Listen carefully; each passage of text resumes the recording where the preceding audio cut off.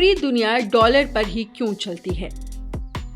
आज अगर दुनिया के किसी कोने में जाके आपको एक प्रोडक्ट खरीदना हो तो उसकी प्राइस डॉलर में मिलती है, चाहे ऑयल हो, गोल्ड हो या इंटरनेशनल लोन्स, सब कुछ यूएसडी में कैलकुलेट होता है।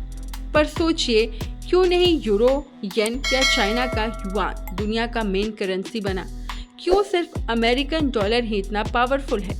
आज हम समझेंगे कि कैसे डॉलर दुनिया का डिफ़ॉल्ट करेंसी बना और इसके पीछे क्या हिस्ट्री है और इसका क्या इम्पैक्ट है पूरे ग्लोबल इकोनॉमी पर। तो चलिए इस वीडियो को शुरू करते हैं।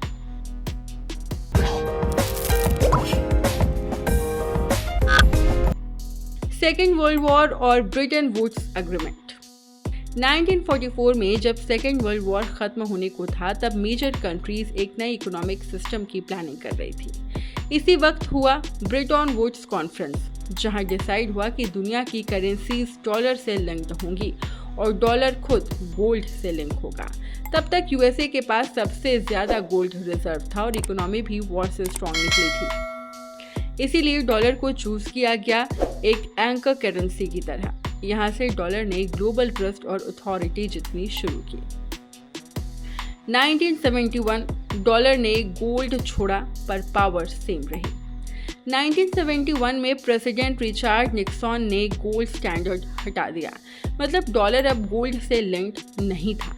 लेकिन इंटरेस्टिंग बात यह है कि फिर भी दुनिया ने डॉलर को छोड़ना नहीं चाहा, क्योंकि तब तक दुनिया भर में कंट्रीज ने डॉलर रिजर्व्स जमा कर लिए थे, ट्रेड सिस्टम्स बन गए थे और ऑयल एक्सपोर्टिंग कंट्रीज ने भी ऑयल को सिर्फ डॉलर में बेचना शुरू कर दिया था।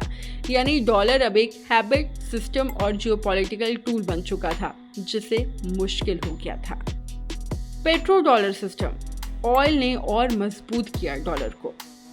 1970s में यूएसए ने सऊदी अरेबिया और ओपेक नेशंस के साथ सीक्रेट ऑयल डील की, जिसमें यह तय हुआ कि ऑयल सिर्फ यूएस डॉलर में ही ट्रेड होगा। इससे हुआ ये कि अगर किसी भी कंट्रीज को ऑयल लेना है तो पहले उसे डॉलर्स खरीदने पड़ेंगे। ये सिस्टम बना पेट्रो डॉलर सिस्टम, जिससे डॉलर का डिमांड ऑटोमेटिकली हाई हो गया।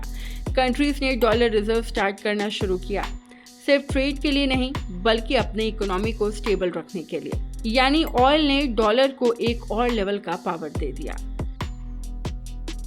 यूएस की इकोनॉमी और मिलिट्री का ट्रस्ट। आज भी यूएस इकोनॉमी दुनिया की largest and most stable economy है। यूएस का बैंकिंग सिस्टम स्ट्रॉन्ग है, कैपिटल मार्केट ओपन है और दुनिया भर के इन्वेस्टर्स यूएस में पैसे इन्वेस्ट कर रहे हैं क्योंकि वो सेफ्टी फील करते हैं। ऊपर से यूएसए की मिलिट्री प्रेजेंस, डिप्लोमेटिक इन्फ्लुएंस और टेक्नोलॉजी लीडरशिप ने डॉलर को सिंबॉलिक और स्ट्रैटेजिक वैल्यू भी दी है। यानी डॉलर सिर्फ एक करेंसी नहीं, एक ग्लोबल ट्रस्ट सिंबल बन गया है। इसका इम्पैक्ट इतना है कि जब दुनिया में क्राइसिस आता है, कंट्रीज अपना पैसा यूएस बॉन्ड्स में इन्वेस्ट करती है, जो डॉलर को और स्ट्रॉन्ग बना देती है। क्या कोई डॉलर को रिप्लेस कर सकता है? कई कंट्रीज जैसे चाइना, रशिया, इवन ईयू चाहते हैं कि डॉलर का डोमिनेशन कम हो। ब्रिक्स नेशंस ने अपना अल्टरनेटिव करेंसी सिस्टम प्लान किया है और बायलैटरल ट्रेड लोकल करेंसीज में होने लगा है। लेकिन सच ये है कि डॉलर को रिप्लेस करने के लिए सिर्फ करेंसी चाहिए नहीं होती, उसके पीछे पूरा इकोनॉमिक, पॉलिटिकल और मिलिट्री इकोसिस्टम चाहिए होता है। जब तक वो ट्रस्ट बिल्ड नहीं होता, डॉलर का ग्लोबल स्टेटस बना रहेगा, शायद कमजोर हो लेकिन खत्म नहीं होगा। डॉलर दुनिया का बॉस है, लेकिन उसका बॉस बनना एक दिन में पॉसिबल नहीं। हिस्ट्री, वॉर, इकोनॉमिक्स और ग्लोबल ट्रस्ट ने डॉलर को बनाया है द वर्ल्ड्स रिजर्व करेंसी। आपको क्या लगता है, क्या ब्रिक्स या चाइना कभी डॉलर को हिला सकते हैं या फिर डॉलर का राज और 100 साल चलेगा? कमेंट में अपने थॉट्स ज़रूर शेयर करें और अगर आपको ऐसे ही जियोपॉलिटिकल कंटेंट पसंद है तो लाइक, चैनल को सब्सक्राइब करना ना भूलें। Thanks for watching.